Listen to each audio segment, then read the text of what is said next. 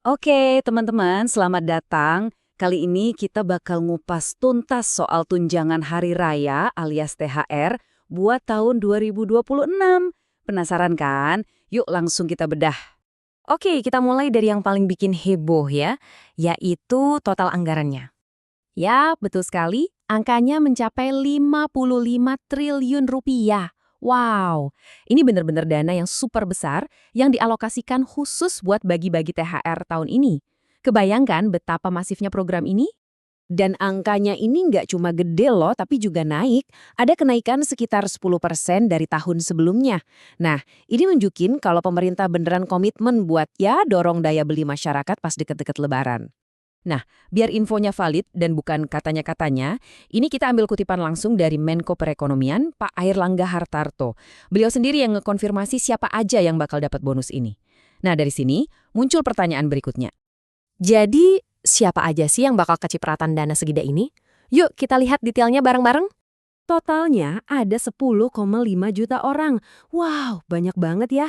Sebanyak itu orang yang bakal ngerasain manfaat dari dana 55 triliun rupiah ini. Jumlahnya benar-benar signifikan, dari yang masih aktif kerja di pemerintahan sampai para pensiunan. Oke, ini dia nih rinciannya. Pertama, ada pegawai negeri sipil atau PNS. Terus ada juga calon PNS atau CPNS. Nggak ketinggalan ada PPPK, yaitu pegawai pemerintah dengan perjanjian kerja. Selain itu, pastinya ada pejabat negara, teman-teman kita dari TNI dan juga Polri. Dan yang penting juga, semua pensiunan dari kategori-kategori ini juga dapat loh. Sekarang kita masuk ke bagian yang seru nih. Gimana sih duit 55 triliun ini dibagi-baginya? Kita intip yuk alokasinya. Nah, tabel ini ngejelasin semuanya dengan gamblang banget. Coba lihat deh. Buat 2,4 juta ASN pusat, TNI, dan Polri disiapin dana 22,2 triliun rupiah. Gede ya. Terus, buat ASN di daerah yang jumlahnya lebih banyak, sekitar 4,3 juta orang, anggarannya 20,2 triliun. Dan yang gak kalah penting, buat para pensiunan kita yang jumlahnya 3,8 juta orang, ada alokasi 12,7 triliun rupiah. Oke, salah satu highlight utama tahun ini adalah THR-nya itu dibayar 100% penuh. Nah, ini sering banget disebut-sebut. Tapi, apa sih artinya 100% penuh itu? Nah, ini dia nih kuncinya. 100% penuh itu artinya para penerima nggak cuma dapat gaji pokoknya aja sebagai THR, bukan.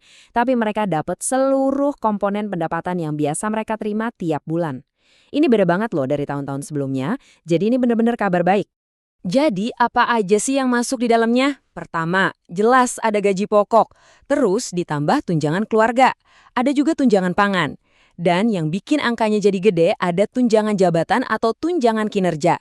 Nah, semua ini digabung jadi satu paket THR yang utuh. Mantep kan?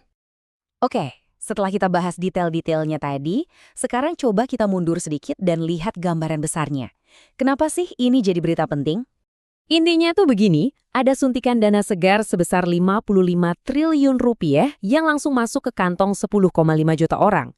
Dan momennya tuh pas banget ya, tepat sebelum Lebaran, yang kita tahu adalah momen belanja paling besar sepanjang tahun di Indonesia. Nah, ini pastinya ninggalin satu pertanyaan besar buat kita semua kan? Dengan dana segede ini yang digelontorkan ke masyarakat, kira-kira apa ya dampaknya buat ekonomi nasional kita pas dekat-dekat Idul Fitri? Bakal seberapa besar dorongannya? Coba deh kita pikirin sama-sama.